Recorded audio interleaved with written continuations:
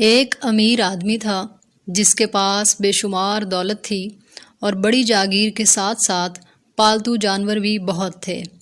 اس امیر شخص کے 4 بیٹے تھے۔ ان 4 بیٹوں سے وہ بڑی محبت کرتا تھا، مگر اسے یہ بھی فکر رہتی کہ بوڑھا ہو گیا ہوں، کہیں ایسا نہ ہو کہ میرے مرنے کے بعد مال و دولت کے بٹوارے میں بیٹے ایک دوسرے سے ناراض ہو جائیں۔ اتفاق کی بات تھی کہ کچھ دنوں بعد وہ امیر آدمی ایسا بیمار پڑا کہ زندہ رہنے کی امید کم سے کم ہوتی چلی گئی۔ اس نے تمام بیٹوں کو اپنے پاس بلایا اور خاص ملازم کو حکم دیا کہ 4 دیگوں کا انتظام کرے۔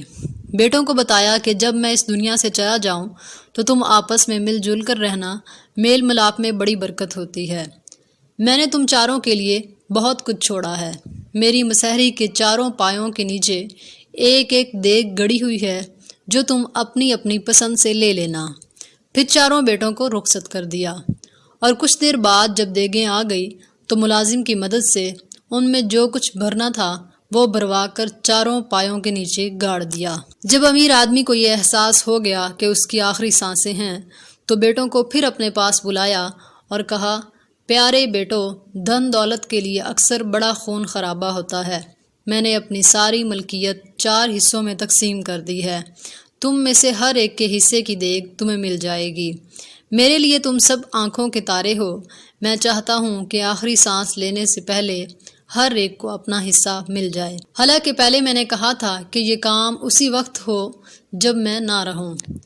4 بیٹوں نے گردنیں جھکا دی اور باپ نے سب سے پہلے چھوٹے بیٹے کو اپنی پسند کا پایا منتخب کرنے کو کہا۔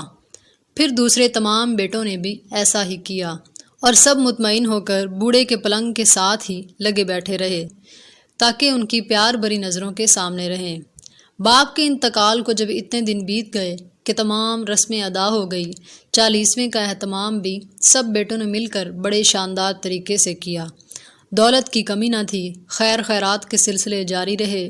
آخر ایک دن سب بھائیوں نے فیصلہ کیا کہ اپنی اپنی دیگ کو دیکھا جائے کہ مرحوم نے کس کو کیا دیا ہے۔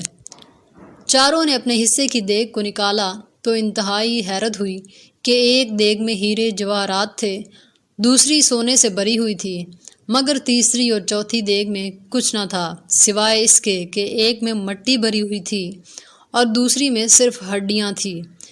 جن بیٹوں کو ہیرے اور جواہرات اور سونے والی دیگیں ملی وہ تو بہت خوش نظر آئے، اور جن کے حصے میں مٹی اور ہڈیوں سے بری ہوئی دیگیں آئی وہ بہت ناراض دکھائی دیے۔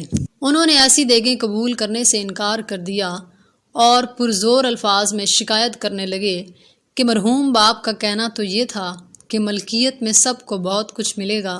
چونکہ 4 بھائی اپنے باپ کو انصاف پسند اور نیک دل خیال کرتے تھے، اس لیے آپس میں جھگڑنے کی بجائے یہ مناسب سمجھا کہ کسی عقل مند شخص کو تلاش کیا جائے جو یہ بتا سکے کہ مٹی اور ہڈیوں والی دیگیں لے کر وہ کیا کریں گے۔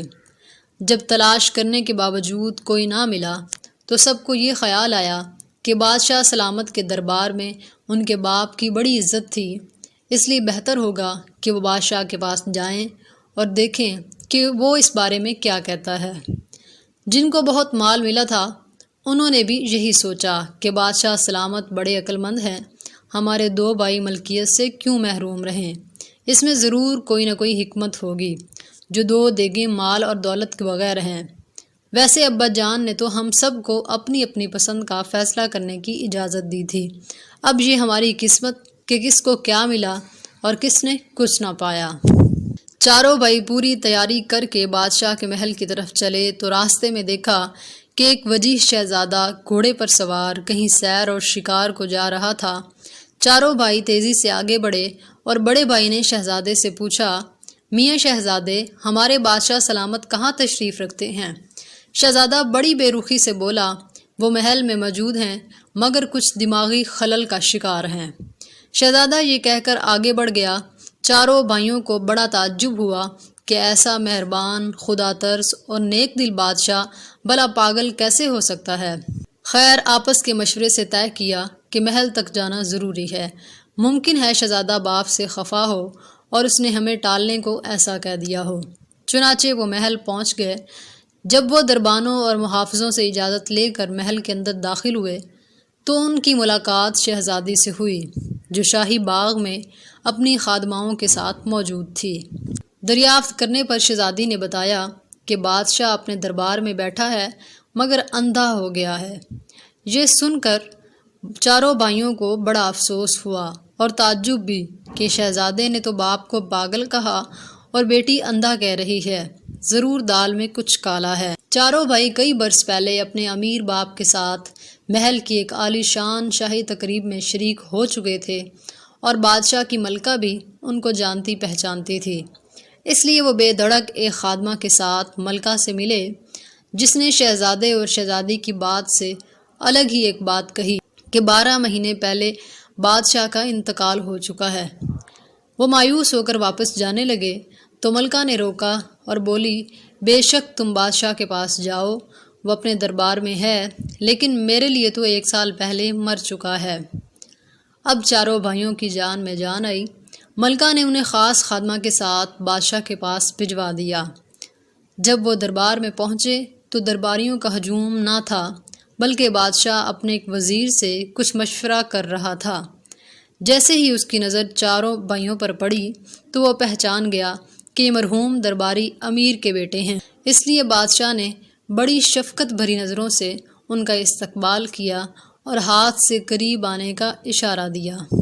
جب وہ چاروں بادشاہ کے سامنے پہنچے تو بادشاہ نے وزیر کو ان کے والد کی خوبیاں بتائی اور اس کی وفات پر افسوس کا اظہار کرنے کے بعد وزیر کے پاس والی جگہ پر بیٹھنے کو کہا۔ تب بڑے بھائی نے عرض کی، بادشاہ سلامت، ہم ایک خاص مقصد سے آپ کی خدمت میں حاضر ہوئے ہیں۔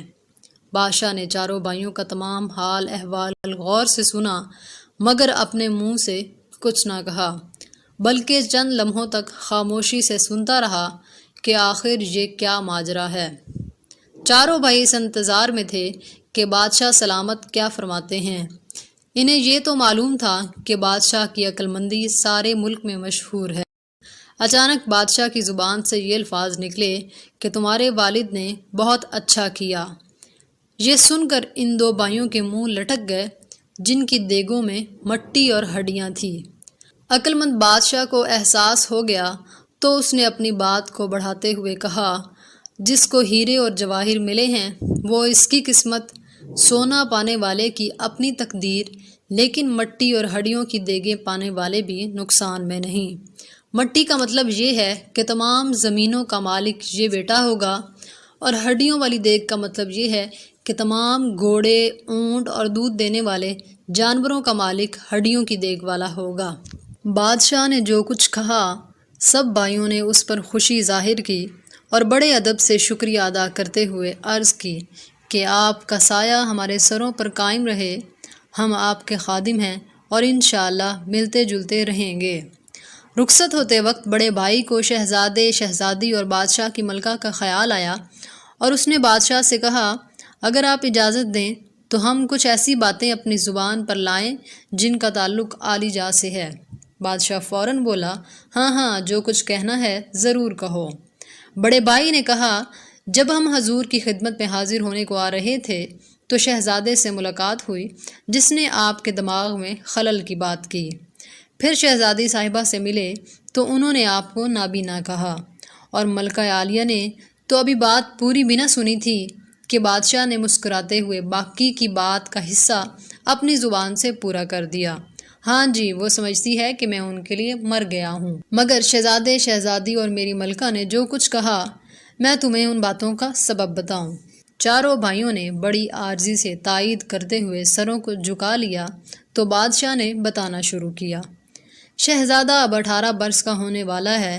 میں چاہتا ہوں کہ تعلیم و تربیت میں جو کمی رہ گئی ہے وہ پوری ہو جائے، اور اس کی شادی بیاہ کے لیے جو کچھ میں چاہتا ہوں وہ 2-3 برسوں سے میں اس کا انتظام بھی کر رہا ہوں، تو یہ تخت و تاج اسی کو سونپ کر میں اپنی باقی زندگی درویشی میں گزارنا چاہتا ہوں، مگر وہ تو ہتھیلی پر سرسوں جمانا چاہتا ہے، یعنی جلدی سے اس کی شادی کر دی جائے اور راج پات بھی اس کے حوالے کر دیا جائے۔ میں ابھی ایسا نہیں کر سکتا، اس لیے وہ مجھے پاگل سمجھتا ہے۔ شہزادی کا معاملہ بھی مجھے فکر مند رکھتا ہے، خیر سے وہ بھی جوان ہے، میں تلاش کر رہا ہوں کہ کوئی مناسب رشتہ مل جائے تو شہزادی کی شادی طے ہو جائے۔ اس کی تعلیم و تربیت بھی میرے خیال میں ابھی ادھوری ہے، مگر شاید وہ یہ سوچتی ہے کہ جلد سے جلد میری شادی ہو جائے، اس لیے ناخوش رہتی ہے اور میری قدر نہیں کرتی۔ وہ مجھے روزانہ نظر آتی ہے مگر منہ سے کچھ نہیں بولتی۔ ملکہ نے جو کچھ کہا وہ اس لیے کہ سال بھر پہلے ہم دونوں سیر و تفریح پر بھی جاتے تھے، اکثر کھانا بھی ساتھ کھاتے اور مزے مزے کی باتیں کرتے تھے، لیکن خدا کا کرنا ایسا ہوا کہ ہمارے ملک کی خوشحالی اور ترقی کی دشمنوں نے یہ بات پسند نہ کی کہ غریب لوگ بڑے جاگیردار کی غلامی سے آزاد ہو جائیں۔ تمہیں معلوم ہوگا کہ میں نے بے زمین کاشتکاروں کو زمینیں دے کر یہ حوصلہ دیا کہ آج وہ اپنے کھیتوں اور باغوں کے مالک ہیں، کتنی اچھی فصلیں اگا رہی ہیں۔ جاگیرداروں کا گروہ ان کو طرح طرح سے ڈراتا ہے۔ روزانہ بے شمار شکایتیں اور فریادیں سنتا ہوں۔ میں جب تک مظلوموں کو ظلم و ستم سے آزاد نہ کروا لوں چین سے نہیں بیٹھوں گا۔ میں ہر وقت اسی جگہ موجود رہتا ہوں تاکہ کوئی فریادی اور کوئی بے سہارا مایوس نہ ہو جائے۔ بے شک ملکہ کو میری کمی محسوس ہوتی ہوگی، مگر اسے سوچنا چاہیے کہ اللہ تعالیٰ نے مجھے یہ تخت و تاج عیش کرنے کو نہیں دیا۔ جب تک سارے لوگ سکھی نہ ہو جائیں صرف میرا سکھ کس کام کا۔ بادشاہ سلامت یہ کہہ کر خاموش ہو گئے اور چاروں بھائیوں کو بھی احساس ہو گیا کہ واقعی ان کے ملک کا بادشاہ بڑا نیک دل اور عقل مند ہے۔ سب نے ادب سے رخصت ہونے کی اجازت مانگی۔